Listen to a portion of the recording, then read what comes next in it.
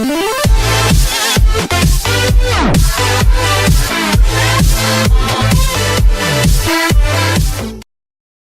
polarizing and unending Kirk Cousins debate gets fresh fuel with finale stinker. East Rutherford, NJ. In the last game of his most taxing season, Kirk Cousins was a dud. The Washington Redskins quarterback, overanalyzed even by the position standard, couldn't lift his team to mediocrity anymore. Heck, he could barely convert a first down. It wasn't just his worst game of the season, it was the worst of his 57 career starts. Never has he endured this wretched a trifecta of low production, high turnovers and poor efficiency.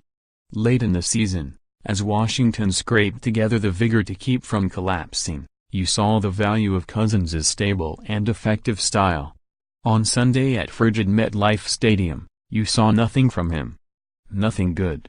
So Washington's season ended with an 18-10 loss to the New York Giants, a bitter result that halted the team's happy dance toward an 8-8 record and left the never-ending Cousins contract saga with a bad final memory of 2017.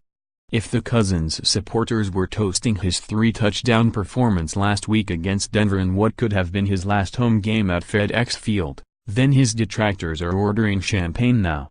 It's a vicious cycle that the franchise perpetuates with its indecision and lack of creativity in negotiating with Cousins. For the better part of 3 seasons, 48 games, Cousins has been playing for his future, having his worth scrutinized with every performance. Redskins fail to reach .500 against lowly Giants. It needs to stop, mostly for our sanity. The experience is so unhealthy that truthful and balanced evaluation gets washed away by the hyperbole leaking from both sides. His highs have become asinine told you so material. His lows have become embarrassing you like that taunts. A fair contract proposal seems like the most intricate puzzle ever created. Maybe that's because we're all dumber for going through this debacle. It can't just be that Cousins is a good quarterback who played a terrible game Sunday. There must be some mystery about him that the performance exposed, some proof, that he is unworthy of whatever big payday he'll receive. This bad taste will linger into the off-season and influence Washington's simple-minded decision-making in some way, just like the disappointment of missing the playoffs in the last game of 2016 colored the franchise's thinking. Steinberg, 27 Things I Hated About Washington's season-ending loss to the Giants in the previous 2 games. In victories over Arizona and Denver, the storyline became the importance of a competent starting quarterback. Cousins was good in those games, his counterparts were terrible. And it was easy to declare, would you rather have a quarterback who can play? Or would you rather be searching like those poor losers? Now comes the other side. Cousins completed only 20 of 37 passes for 158 yards. He threw 3 interceptions, one of which led to a Giants touchdown. He hadn't thrown 3 picks in a game since October 12, 2014. His 31.1 passer rating was the worst of his 57 career starts. His 158 yards were the 3rd lowest of his career.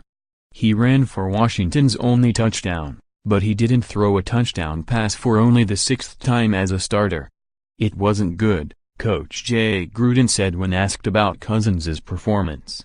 Nobody on offense played good. I called the plays, and I was awful. So anytime you have a performance like this, it's just not good by anybody, unfortunately. Gruden's offense gained just 197 yards and finished with only 1 third-down conversion in 13 attempts. It took the 3-13 Giants just 2 minutes and 18 seconds to score enough points to win. New York running back Orleans Darkwa ran for a 75-yard touchdown on the Giants' second play, part of Darkwa's 154-yard effort and 260 rushing yards for the team. On the ensuing drive, Cousins threw an interception to linebacker Kelvin Shepard on 3rd down, giving the Giants the ball 19 yards from the end zone. After Eli Manning threw a touchdown pass to Hunter Sharp, New York led 12-0. During this span, Washington also lost starting running back Samaje Perine to an ankle injury, and Tyne Sek, Trent Williams's replacement at left tackle, went down with a knee injury. The game was all but over, unless Cousins could make something out of nothing. Once considered merely a system quarterback, Cousins has grown in his ability to elevate an undermanned team. He has willed the team to several victories, including road wins over Seattle and the Los Angeles Rams. On Sunday, he surpassed 4,000 passing yards for the third straight season, the first quarterback to do so in franchise history. His numbers: 4,093 yards, 27 touchdowns, 13 interceptions, 93.9 passer rating, amount to a very rewarding season after you consider all the injuries and personnel miscalculations that contributed to the offense's struggles. The best and worst moments from the Redskins' loss. Cousins gave this feeble offense a chance most every game.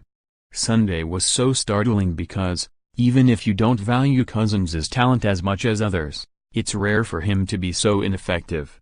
He overthrew some passes and underthrew others.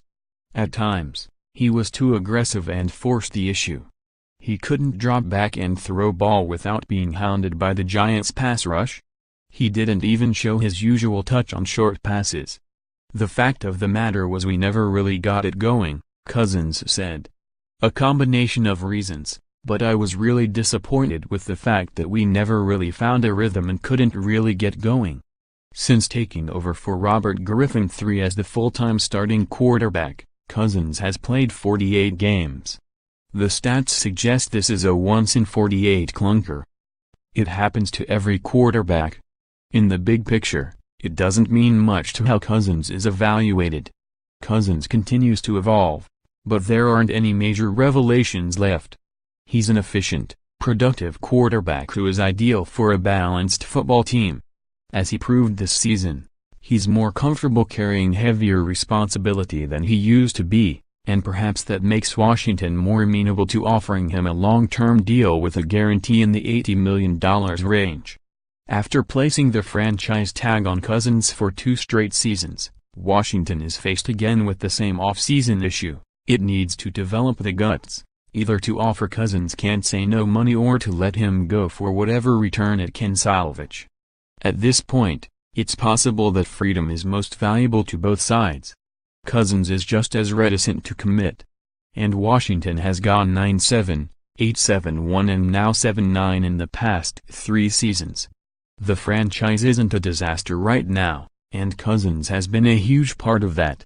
But with a 24-23-1 record over 3 seasons with Cousins as a starter, it's clear this team is stuck on average. And is it possible to get beyond that while retaining Cousins at what would have to be a record-setting price? That's the question. It's a nuanced, vexing question since Washington failed to sign him when his value was lower. It's not, Cousins threw for 300 yards. Is $30 million a year enough? And it's certainly not, Cousins threw 3 picks. Can we trade him for better turf at FedEx? We have to have stability at that position. Somehow, someway, Gruden said.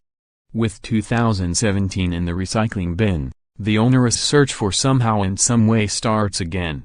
More NFL coverage. The Patriots are the AFC's #1 seed, and a return to the Super Bowl feels inevitable. Jets QB Bryce Petty fails to put on helmet before taking field against Patriots. NFL Week 17, playoff field will be set while Black Monday